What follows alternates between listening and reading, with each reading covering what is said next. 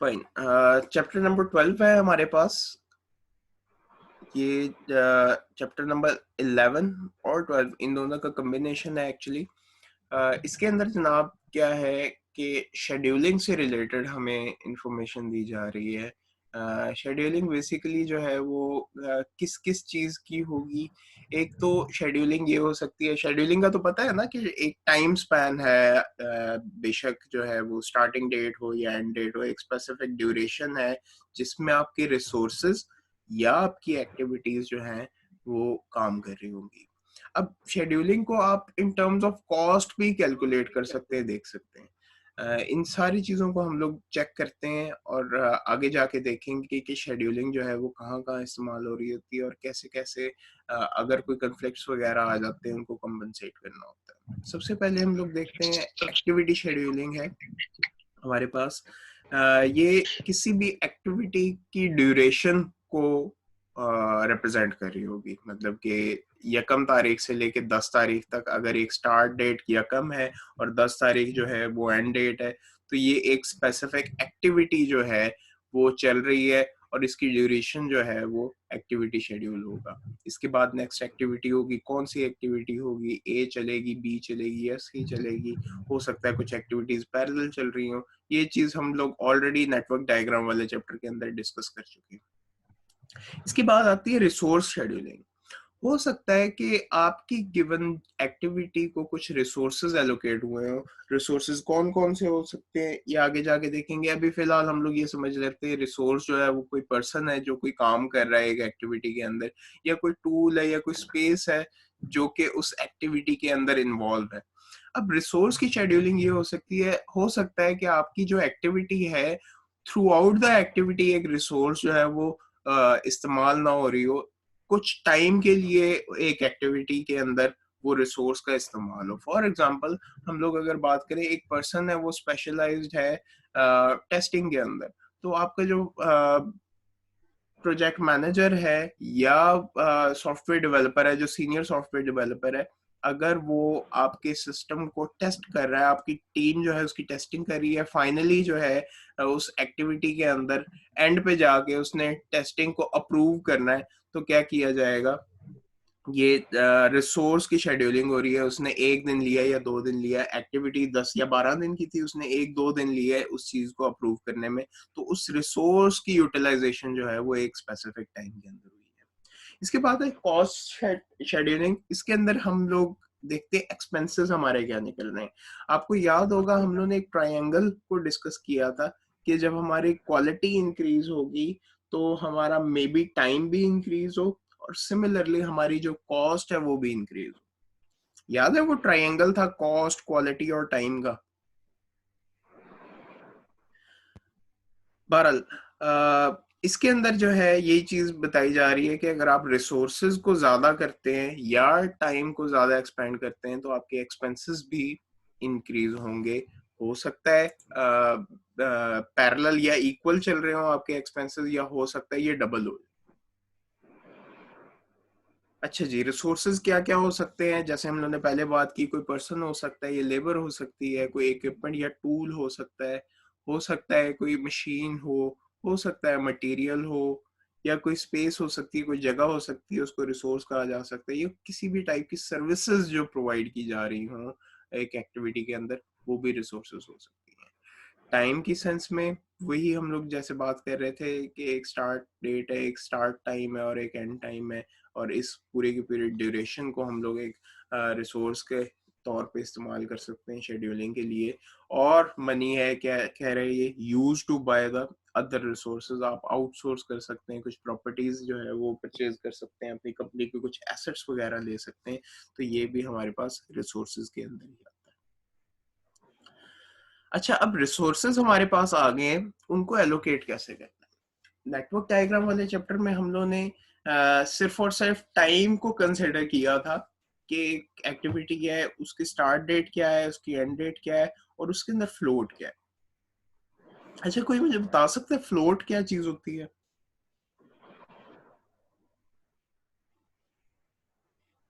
Anyone? मतलब float जो point वाले डिजिट्स होते हैं, मतलब नहीं, एक्टिविटीज के अंदर वो फ्लोट। डिजिट्स, वो नहीं, उसका नहीं पता, डिजिट्स का ही पता है। चलिए आप कंटिन्यू करें।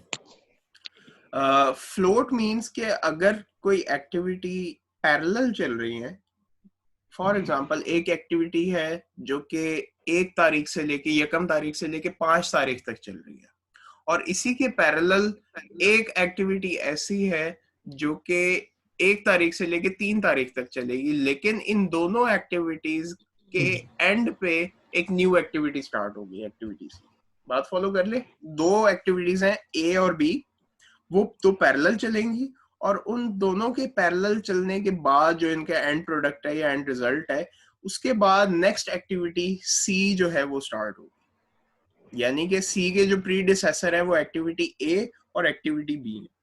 अब क्या है कि इन दोनों की ड्यूरेशन जो है वो वेरी करती है, एक 5 दिन की एक्टिविटी है और एक 3 दिन की एक्टिविटी है। तो इन दोनों में से क्रिटिकल एक्टिविटी हमारे लिए वो एक्टिविटी है जिसके अंदर कोई फ्लोट नहीं है, मतलब कि आप उसके अंदर कोई भी टाइम जो है वो एक्सपैंड नहीं कर सकते। अगर आप टाइम आगे पीछे करेंगे तो आपका पूरे का पूरा प्रोजेक्ट जो है वो उससे अफेक्ट होगा। बात फॉलो करें?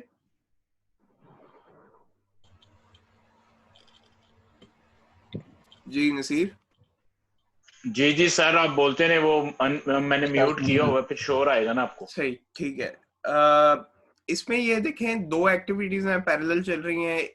एक एक्टिविटी में 0 फ्लोट है, देखें 1 तारीख से लेके 5 तारीख तक एक एक्टिविटी चलेगी, दूसरी 1 तारीख से लेके 3 तारीख तक की एक्टिविटी चलेगी, लेकिन इसके एंड के बाद जो है इन दोनों की एक्टिविटीज जब एंड होंगी तब एक्टिविटीज की चलनी है। तो हमारे पास एक्टिविटी बी के अंदर 2 दिन का फ्लोट अवेलेबल है। अब इस फ्लोट को यूटिलाइज किया जा सकता है, इसका ये मतलब हुआ कि हो सकता है कि आप अपनी एक्टिविटी बी को बाद में स्टार्ट करें, 1 दिन बाद कर लें और 1 दिन पहले खत्म कर लें।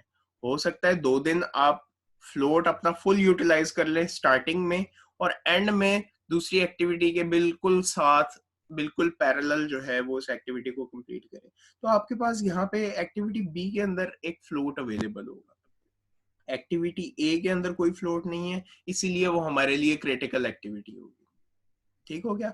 अब एक्टिविटी अगर क्रिटिकल है तो उसमें कुछ रिसोर्स एलोकेशन जब हम लोग करेंगे तो हमारे लिए ये प्रॉब्लम हो सकती है कि एक पर्सन अवेलेबल है हमारे पास, उस एक्टिविटी को हम लोगों ने एलोकेट कर दिया है, और मे बी वो उस स्पेसिफिक स्किल सेट का ना हो जो कि हमारी डिजायर्ड आउटपुट निकाल सके। तो इस सिलसिले में हमारे लिए बहुत प्रॉब्लम हो सकती है। पहले आपको आइडेंटिफाई करना पड़ेगा वो एक्टिविटी करने के काबिल कौन कौन से रिसोर्सेज हैं। हो सकता है वो कोई पर्सन हो सकता है वो कोई टूल हो या मशीन हो सकता है वो प्लेस हो, एंड सो ऑन। सो आपको पहले आइडेंटिफाई करना होता है कि वो जो पर्सन है या वो जो रिसोर्सेज हैं वो किस स्किल सेट के हैं और वो एग्जैक्टली किस एक्टिविटी के अंदर फिट आएंगे। याद रहे कि अगर एक सीक्वेंस के अंदर एक्टिविटीज चल रही हैं तो आप उन रिसोर्सेज को रीयूज कर सकते हैं नेक्स्ट एक्टिविटीज के अंदर। अगर वो पैरेलल चल रही होंगी तो आपके लिए बहुत ज्यादा मुश्किल हो जाएगी उन पर्सन को सेट करना, उन एक्टिविटीज को एलोकेट करना। फॉर एग्जाम्पल एक पर्सन है, 2 एक्टिविटीज में वो यूटिलाइज होगा, और अगर वो एक्टिविटीज पैरेलल चलना स्टार्ट हो जाती हैं तो उस पर्सन के लिए भी मुश्किल है और आपके लिए भी उसके एक्टिविटीज को ट्रैक करना मुश्किल होगा कि वो ए में कितने परसेंट काम कर चुका है और बी में कितने परसेंट काम कर चुका है। एट अ टाइम वो एक पर्सन एक एक्टिविटी के अंदर काम करेगा तो वो हमारे लिए मैनेजमेंट में बेस्ट रहेगा। लीजिए यहाँ पे एंड पे थर्ड पॉइंट जो लिखा हुआ है, allocate resource type two activities and examine the resource histogram. Resource histogram क्या है? ये हमारे पास एक ग्राफ बनता है, एक हिस्टोग्राम बनता है।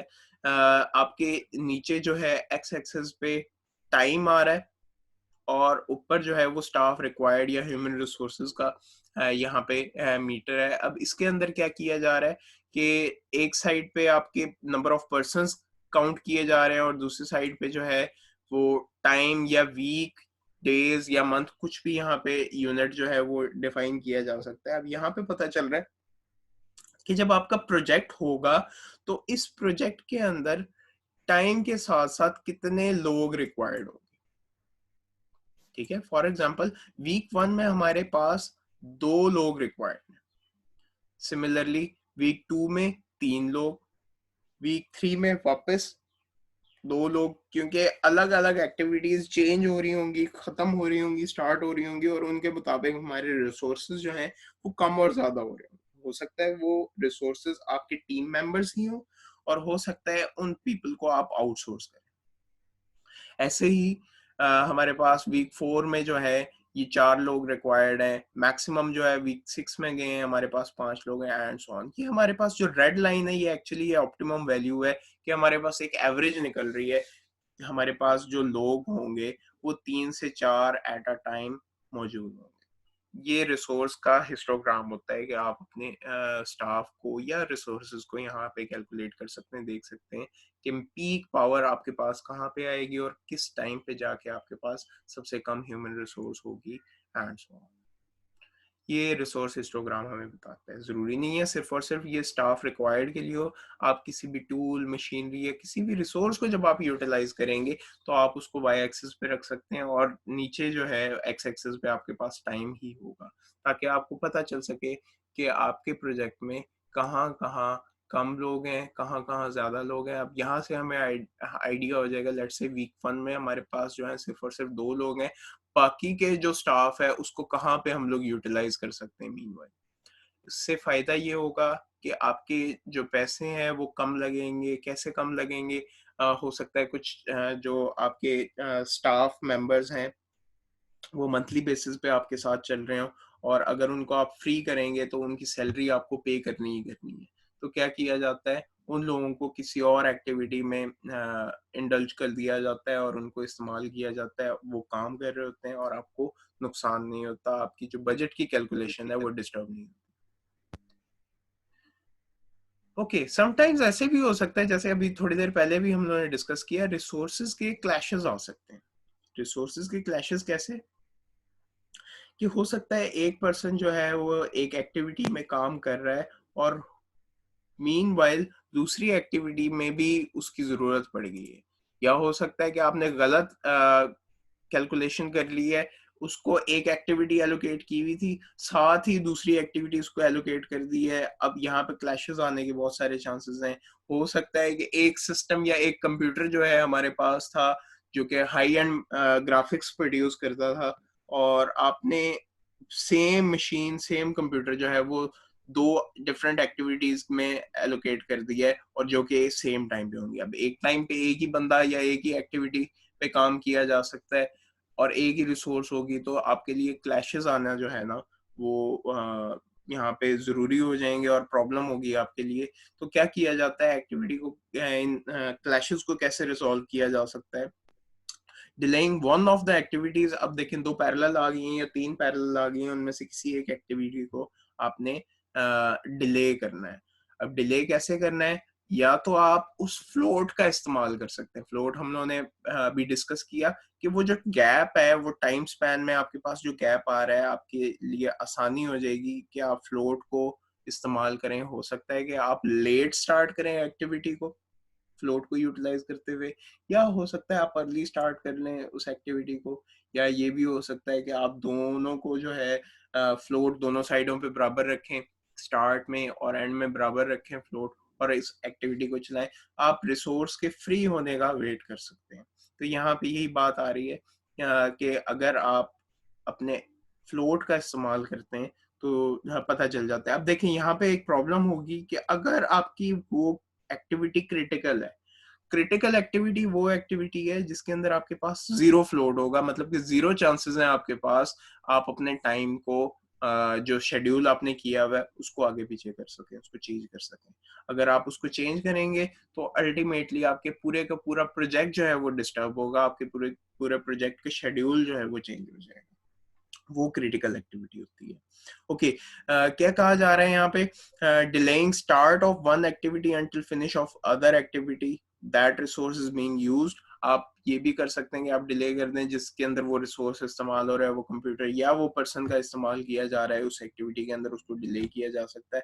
Puts back project completion. यही बात कि अगर आप ड्यूरेशन को चेंज करेंगे, क्रिटिकल एक्टिविटी है वो, और लेट्स से कि आप डिले कर देते हैं 1 या 2 दिन, तो अल्टीमेटली आपके पूरे का पूरा प्रोजेक्ट जो है उस एक्टिविटी की वजह से डिस्टर्ब होगा और आपका प्रोजेक्ट 1 या 2 दिन जितना भी आप उसको आगे करेंगे, आपका प्रोजेक्ट एंड भी उतना ही देर से होगा। ये आपके लिए प्रॉब्लम हो सकती है। इसीलिए जो बेस्ट हमारे पास प्रैक्टिस है वो ये है कि आप फ्लोट्स का इस्तेमाल करें, और पहले तो कोशिश ये करें कि आपके जो रिसोर्सेज हैं वो ज़्यादा से ज़्यादा हों, ताकि वो डिफरेंट एक्टिविटीज़ में रीयूज़ ना हो रहे हो। अगर रीयूज़ हों भी तो वो पैरेलल एक्टिविटीज़ के अंदर ना हो, वो सीक्वेंस में सीरीज़ के अंदर इस्तेमाल हो रहे हो। Okay, moving resource from a non critical activity, आप ऐसे भी कर सकते हैं कि अगर वो एक्टिविटी क्रिटिकल एक्टिविटी है और उसके अंदर कोई प्रॉब्लम आ गई है, उसके अंदर रिसोर्स के क्लैशेस आ गए, तो आप रीएलोकेट कर लें रिसोर्सेज को, बजाय इसके कि उसी रिसोर्स को इस्तेमाल करें जो कि सेम टाइम में किसी और एक्टिविटी में इस्तेमाल हो रहा है। आप ये कर सकते हैं, उसको मूव कर सकते हैं किसी एक नॉन क्रिटिकल एक्टिविटी की तरफ जो कि क्रिटिकल नहीं है। अब अगर क्रिटिकल एक्टिविटी होगी तो आपका टाइम जो है वो जाया होने के चांसेस हैं। अगर नॉन क्रिटिकल एक्टिविटी में उस रिसोर्स को ही रिमूव कर दिया जाता है, उस एक्टिविटी को ही बाद में कर लिया जाता है, तो ये चीज हमारे लिए बेस्ट होगी। या फिर एंड पे आपके पास जो चीज आती है, आपके पास एक हाई एंड मशीन थी जो कि ग्राफिक्स प्रोड्यूस करती थी, अब आपने उनको पैरेलल ही करना है, तो ये किया जा सकता है। एक आपके पास एसेट थी, दूसरा आप जो है प्रिक्योरमेंट से या उसको आउटसोर्स करवा लें या नई परचेज कर लें, या उसको रेंटल बेसिस पे ले लें, आपकी मर्जी है। ये यहाँ पे थर्ड पॉइंट यही गिवन है कि ब्रिंगिंग एडिशनल रिसोर्स। अगर आप एडिशनल रिसोर्स लेके आते हैं, बाहर से लेके आते हैं, तो जाहिर बात है कि उसकी कुछ कॉस्ट भी होगी, उसका कुछ रेंट पे करना होगा या उसकी कोई सैलरी होगी, वो खर्चा जो है वो एक्स्ट्रा हमें लगेगा इस प्रोजेक्ट को कंप्लीट करने।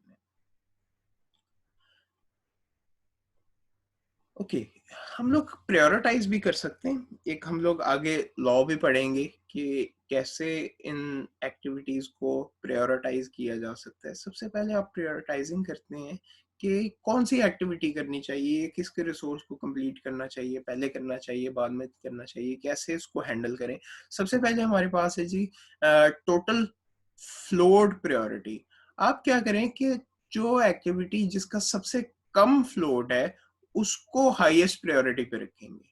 उससे फायदा ये होगा, जिसके अंदर कम फ्लोट होगा, सारी बात है कि वो क्रिटिकल एक्टिविटी होगी, और क्रिटिकल एक्टिविटी टाइम पे अपने गिवन शेड्यूल पे कंप्लीट होना जरूरी है। अगर वो शेड्यूल पे कंप्लीट नहीं होती तो आपके पूरे पूरे प्रोजेक्ट का शेड्यूल जो है वो डिस्टर्ब हो सकता है। तो सबसे पहले क्या करें कि आप क्रिटिकल एक्टिविटीज को कंप्लीट करने की कोशिश करें और रिसोर्सेज उसमें मैक्सिमम रखें। उससे फायदा ये होगा कि आपकी जो कैलकुलेटेड टाइम है उसमें आपकी जो क्रिटिकल एक्टिविटी है वो कंप्लीट हो जाएगी। अब यहाँ पे क्रिटिकल एक्टिविटी के कंप्लीट करने में या किसी और नॉन क्रिटिकल एक्टिविटी के कंप्लीट करने में, कोई भी एक्टिविटी हो सकता है उसके अंदर कुछ रिस्क्स भी इन्वॉल्व हो। हम लोगों ने रिस्क मैनेजमेंट वाले टॉपिक के अंदर, चैप्टर के अंदर ये चीजें डिस्कस भी की थी कि रिस्क आ जाता है, उसको देखा जाएगा कि उसका सोल्यूशन क्या है। ये सारी चीजें हमारे प्लानिंग वाले फेज के अंदर हो रही होती हैं। तो हो सकता है कि आपने जो रिसोर्सेज एलोकेट किए हुए उस स्पेसिफिक एक्टिविटी में, हो सकता है कोई रिस्क आ जाए और आपके रिसोर्सेज जो है वो खराब हो जाए। पर्सन हो सकता है छुट्टी पे चला गया है, या उसकी कोई रिप्लेसमेंट अवेलेबल नहीं है, या कोई मशीन खराब हो गई है, या कोई टूल अवेलेबल नहीं है, पहले था अब नहीं है। तो कुछ भी रिस्क आ सकते हैं। तो उसको कैसे आपने ओवरकम करना है, रिस्क मैनेजमेंट वाले चैप्टर के अंदर हम लोग ऑलरेडी इन चीजों को डिस्कस कर चुके हैं। हम यहाँ पे क्या कर रहे हैं, इनको प्रायोरिटाइज कर रहे हैं कि आपने जो लीस्ट फ्लोट वाली या बिल्कुल जीरो फ्लोट वाली एक्टिविटीज है, यानी कि क्रिटिकल एक्टिविटीज है, उनको हाईएस्ट प्रायोरिटी देंगे। और उसके बाद आप क्या करेंगे, जैसे जैसे फ्लोट बढ़ता जाएगा वैसे वैसे इन एक्टिविटीज को आप प्रायोरिटाइज करते रहेंगे। यानी कि सबसे पहले आपने जो है वो नॉन क्रिटिकल क्रिटिकल एक्टिविटी को पकड़ा, उसके बाद ऐसी एक्टिविटी उठाएं जिसका सबसे कम फ्लोट हो, फिर उसके बाद उससे ज्यादा, फिर उसके बाद उससे ज्यादा, और एंड पे आपके पास नॉन क्रिटिकल एक्टिविटीज रह जाएंगी। नेक्स्ट स्लाइड के अंदर हम लोग यही लॉ डिस्कस करने लगे। इसको कहा जाता है बर्मन्स लॉ। जो बात अभी मैंने बताई इसको बर्मन्स लॉ कहा जाता है। ये क्या है कि सबसे पहले आप शॉर्टेस्ट क्रिटिकल एक्टिविटीज को हैंडल करें। अच्छा ये सर, ये वो बताइएगा कि जो लेस फ्लोट होता है जी उसमें क्रिटिकल ज्यादा होती है एक्टिविटी क्या? जी जी, क्रिटिकल एक्टिविटी वो है जिसमें जीरो फ्लोट हो। फ्लोट नहीं होना चाहिए उसमें, आगे पीछे नहीं। देखें क्रिटिकल चीज वही होती है ना जो इम्पोर्टेंट होती है, बिल्कुल ठीक है। तो क्या है कि जीरो फ्लोट होगा इसके सीरियस अंदर, होती इस है जो। हाँ जी बिल्कुल सीरियस होती है आपके लिए। अब क्या है कि क्रिटिकल एक्टिविटी वो है जिसके अंदर जीरो फ्लोट हो। जीरो फ्लोट मींस कि इसको आगे पीछे करने के चांसेस नहीं है आपके पास, आप इसको लेट स्टार्ट नहीं कर सकते, इसको लेट फिनिश नहीं कर सकते,